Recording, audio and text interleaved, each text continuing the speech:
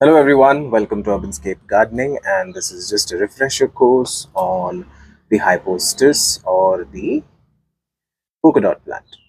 So I have these many polka dots in one container, so I got this from IKEA, and I was quite surprised that I got this from IKEA, but I'm happy nonetheless. It's time to repot this. So first let's look at some basic care requirements. Sunlight, this requires partial sunlight, but bright partial sunlight. You can't have this indoors where you get very low sunlight or it's not near the window, etc.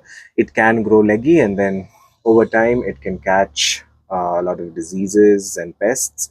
There could be pest issues, and this plant could die. It's very sensitive. So lighting is crucial. Another thing is so watering, of course, if you are placing this indoors, then the watering has to be minimal. You have to water it only when the soil dries. So always poke your finger inside, see if the soil clings onto your finger. That means that it has enough water, and do not water.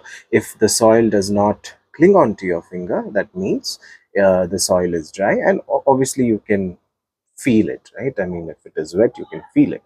So if it is so, then please do not water it. Okay, if this is indoors. But if this is outdoors in a balcony like condition, then you can probably water this once every week. You can have a schedule, and also keep checking whether the soil is wet or dry, because sometimes you don't know, it might be raining outside, and the sun may not have come so frequently, so the evaporation wouldn't have happened. So all those things factor in. So the best approach is to always put your finger inside, or just observe and see if the soil looks wet or looks dry. Then you water this plant. So that's watering. Next, fertilizer. I don't think you need too much of fertilizer. The compost that you add while repotting this is more than enough, or you can top this up with compost once in a while, like once in 3 months. Pests, yes. So that's a big problem. This is a huge attraction for mealybugs. Mealybugs can ravage this plant. And see that, if there is a mealybug infestation, neem oil pesticide is excellent, or physical removal at the outset or in the beginning is really important.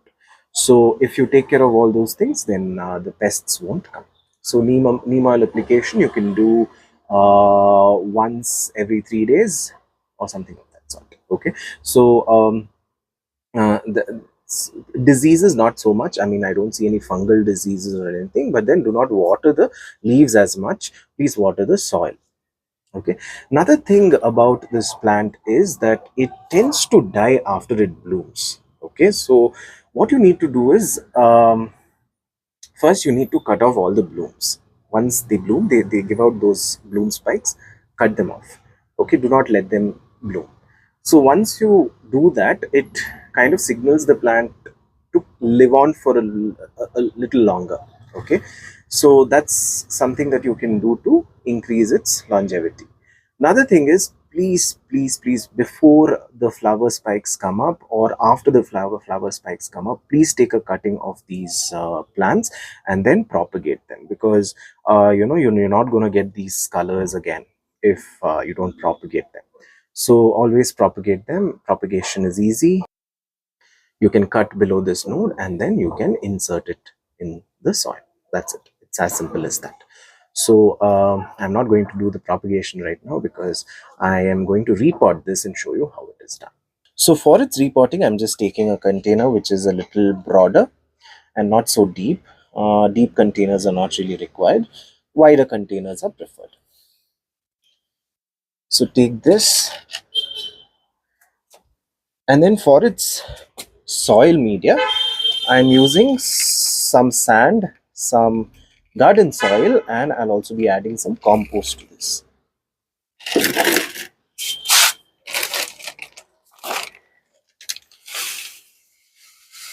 So a compost rich soil is crucial for this plant.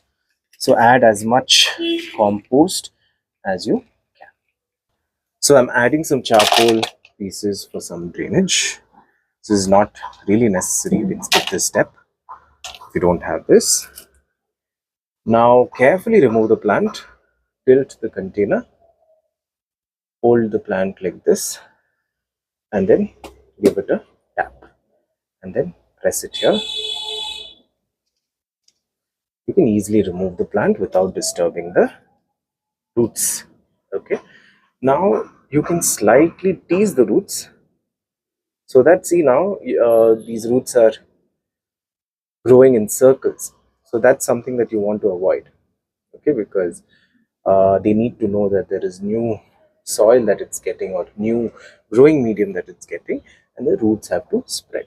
So just tease it, don't be too harsh, just tease it like this, and it will signal the roots to spread out. Now let's put some growing media into this.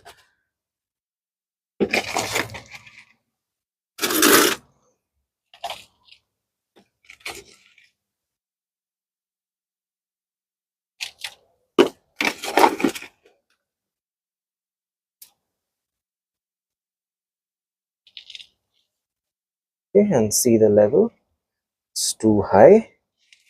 Take some out, put it back in, and see the height. I'll take some more out.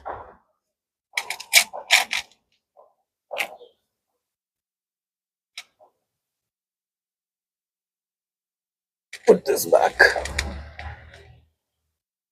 and then repot.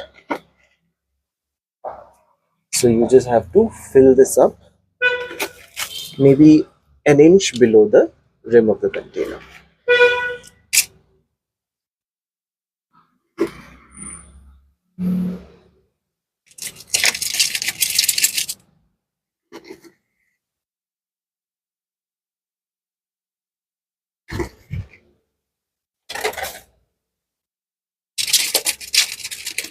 So that's it, the repotting is done. We just need to water the container. So now the only thing left is to water the plant. So I'm not watering the leaves, I'm watering the soil. So whenever you repot, ensure that you don't act too stingy with watering. Okay, water a lot, because it has gone through something called transplantation shock. So when you're in shock, you mollycoddle yourself, right? So that's what watering does. So water till you see the entire soil layer is wet.